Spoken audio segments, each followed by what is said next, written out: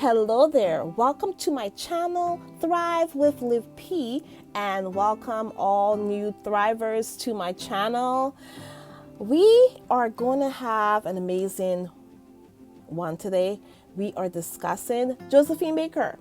Josephine Baker, born 3rd of June 1906 in St. Louis, Missouri. And I know some people say St. Louis, but I pronounce it St. Louis. I don't know why, but that's how I pronounce it. She was an American-born, naturalized French dancer, singer, and actress. Josephine was the first ever Black woman to star in a major motion picture, 1927's silent film, Siren of the Tropics. Born Frisa Josephine Baker, she was an entertainer, a French Renaissance agent or spy, very intriguing, of course.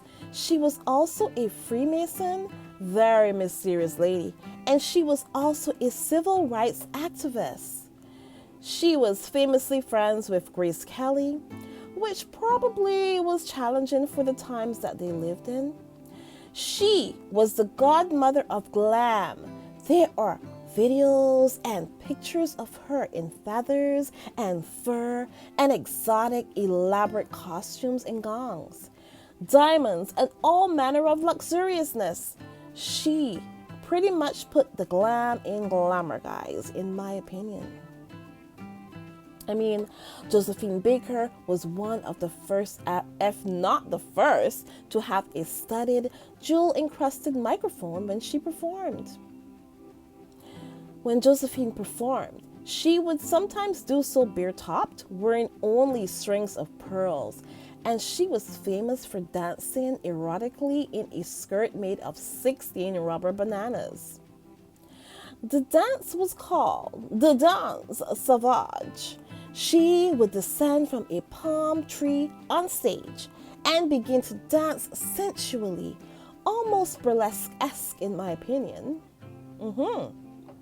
During her career, Josephine was among the most celebrated performers to headline the Folies Bergère in Paris.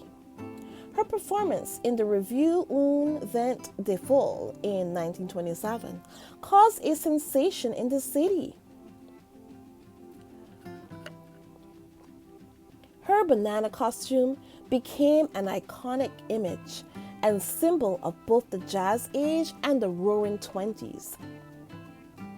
This was a time of economic prosperity with a distinctive cultural edge in the United States and in Europe. Also known as the Crazy Years, emphasizing the era's social, artistic, and cultural dynamism. Josephine Baker preferred to live in France because, honestly, the French were much more liberal and open-minded and accepting pertaining to race, diversity, and just, definitely more than the US for sure, who were famously slow integration and pretty much treating people of different races with respect and basic human decency. Unfortunately, that is the history of the United States. And Josephine Baker renounced that. She renounced her American citizenship and she got married to French industrialist John Leon in 1937. Many Black entertainers sought to move away to where they were treated better and had more acceptance and freedom. Josephine Baker was one of the first to ever do so. Josephine was celebrated by artists and intellectuals of her time, who dubbed her the Black Venus, the Black Pearl, the Bronze Venus, and the Creole Goddess, among other monikers. What an amazing life this lady had. Baker aided the French Renaissance, or the French Resistance, during World War II. She was awarded the Resistance Medal, and on her acceptance, Baker sang, "I have two loves, my country and Paris." Josephine refused to perform for segregated audiences in the US and is recognized for contributions to the civil rights movement. After Martin Luther King Jr.'s assassination, she was courted for an unofficial role in the movement, but declined as her children were way too young and she wanted to take a more hands-on approach in raising them, that is actually amazing. Josephine Baker popularized international adoption by adopting many children of different races and ethnicities, raising them to identify with different cultures and religions. She famously called her 12 adopted children her Rainbow Tribe. What a beautiful name. Oh. Josephine was unable to give birth as she suffered from a host of health problems and suffered miscarriages, and unfortunately she contracted sepsis, which led to her having a painful hysterectomy. One of her sons, John Claude Baker, wrote a biography in 1993 called Josephine the Hungry Heart. He did some extensive research on his mom and found that her mother had been admitted to a white hospital, but her mom was black. That was a mystery. Josephine Baker was born at a whites-only hospital, which led to the speculation about who her father was. On her birth certificate, he was identified only as EDW. The speculation is that her father was a white man. And I believe that he probably was. Judging from her, she had lighter skin, and European-esque looks, in my opinion. So it wouldn't be a stretch to believe that her father was white, and her mom was admitted to a white hospital. That would not have happened. Growing up, Josephine was raised in a very low-income neighborhood in St. Louis. She was even forced as an 8-year-old domestic in a white household. However, she was abused by a woman who burned her hands because she used too much soap. Can you believe this? An 8-year-old child? How horrific. How horrific. She subsequently dropped out of school by the age of 12 and worked as a waitress by age 13, and she lived as a stray child, living in cardboard boxes and scrounging for food. In her teen years, she struggled, and her relationship with her mom suffered. And I would think so, because if you are forced to live on the streets and you have a mother, although these were hard times and these were different times, still, this is, a 13-year-old, 14-year-old, a teenager. But listen to this. It gets worse, guys. Her mom did not want her to work as an entertainer and scolded her for not taking care of her husband, Willie Baker, whom she married at the tender age of 15. Can you believe this? Can you believe this mother of hers? Oh my God. Oh my gosh. It's crazy. Her child was forced to leave school, right, and become a street performer and pretty much live on the streets. And she's scolding her for becoming a successful performer. Can you believe that? What is up with her mom? I'm glad that she didn't listen to her mom and that she went on and did all the amazing things that she did. She found work with a group called the Jones Family Band, and they were a vaudeville group, and soon they got booked in the New York City Review, and she divorced her husband but kept her last name Baker and used it as her performing name for the rest of her life.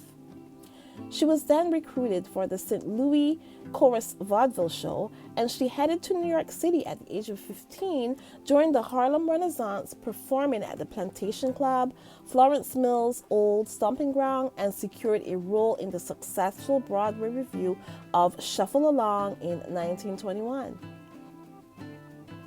These performances opened the door for Josephine to tour and landed her in Paris, where she lived for the remainder of her days. Although she traveled to America countless times over the years, Paris would be her forever home.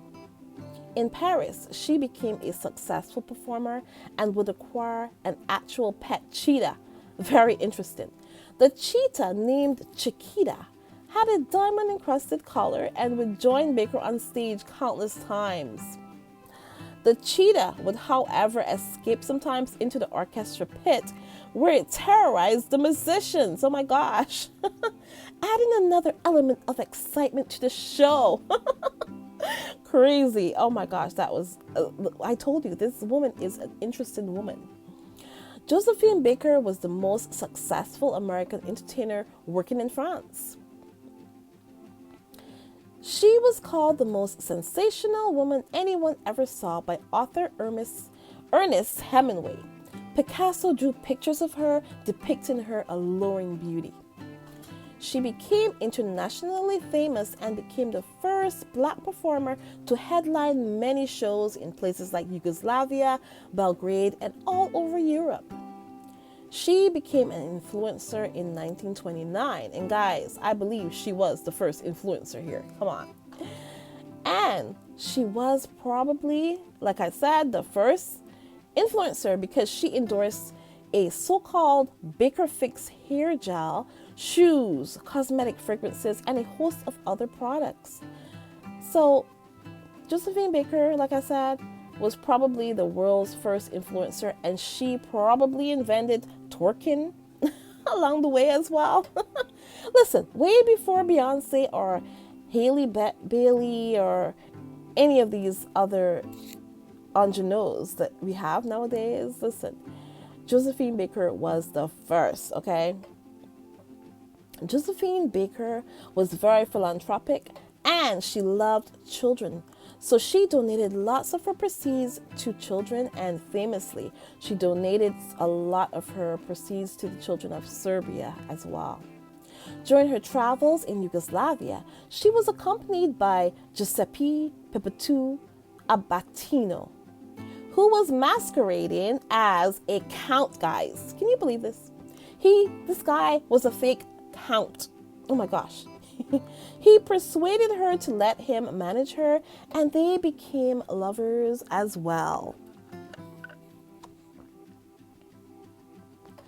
Josephine Baker was married 4 times in all, but it's well known that she also had intimate relationships with several women, including the famous Mexican feminist artist Frida Kahlo. I know I didn't pronounce that right. And famous by author Colette, among just a few names. Her house was called Chateau de Milan. The estate featured hotels, a farm, and rides. And she charged a fee to visitors who wanted to walk the grounds and see the children playing and having fun together. In her later years, she converted to Roman Catholicism, and she subsequently lost her castle, unfortunately, in 1968 due to unpaid debts. In those years, her close friend, Princess Grace of Monaco, offered her an apartment near Monaco. During her latter years, she made certain performances at the Carnegie Hall and the London Palladium. On the 8th of April 1975, Josephine Baker performed the Bobino in Paris, celebrating her 50 years in show business. The review, which was financed by Princess Grace of Monaco, Prince Rainier, and Jacqueline Kennedy Onassis, opened to rave reviews and drew the likes of Sophia Loren, Mick Jagger, Diana Ross, and Liza Minnelli.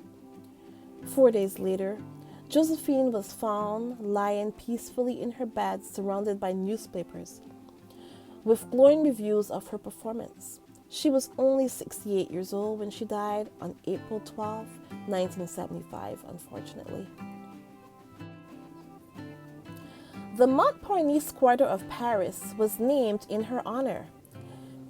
She was inducted into the St. Louis Walk of Fame, and on March 29, 1995, was inducted into the Hall of Famous Missourians.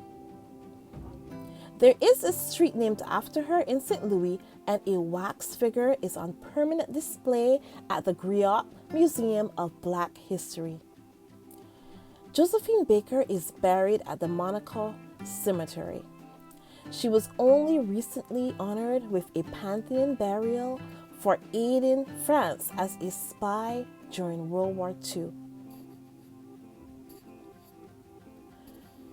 Lynn Whitfield has played her in a movie about her life, and there has been rumors for years going around of Rihanna playing her. And I don't know what happened to those rumors, but I think they fell through. But we will see. Rihanna can still do it, guys. She can still do it. Who would you love to see portray this talented, timeless, exotic beauty? Would it be Rihanna? Would it be Doja Cat? Chloe Bailey? Let me know in the comments. This woman was the first ever Black sensual performer, and she has paved the way for countless others over the years, like the aforementioned Rihanna and Beyonce and Mariah Carey, Chloe Bailey, Doja Cat, all these beautiful, wonderful performers, guys. They have all stepped on her shoulders, and she is epitomized in history today because of this.